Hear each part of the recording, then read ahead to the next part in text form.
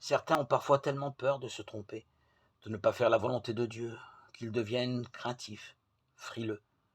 Ils n'osent prendre aucune initiative, vivent dans l'attente permanente que la volonté de Dieu leur soit manifestée de façon éclatante et s'installent dans une forme de peur, de fausse soumission. Cependant, c'est leur volonté qui va mettre en œuvre la volonté de Dieu. Il leur faut trouver un juste équilibre entre l'initiative, l'audace, la créativité et la docilité à l'esprit. Cela s'apprend, s'expérimente.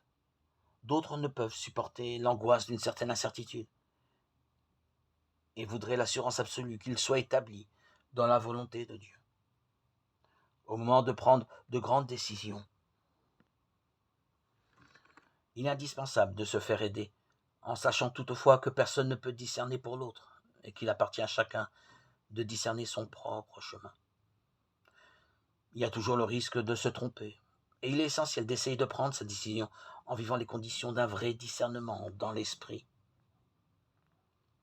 notamment en se faisant aider par quelqu'un de sûr. Si nous demeurons disponibles, nous pouvons être certains que la sagesse et l'amour de Dieu nous remettront sur les bons rails. Nous pensons parfois avoir peur de nous tromper, alors qu'au fond, nous ne sommes pas vraiment décidés à faire tout ce qu'il nous dira. Jean 2, 5. Et notre mal-être vient souvent de notre résistance aux indications de l'esprit.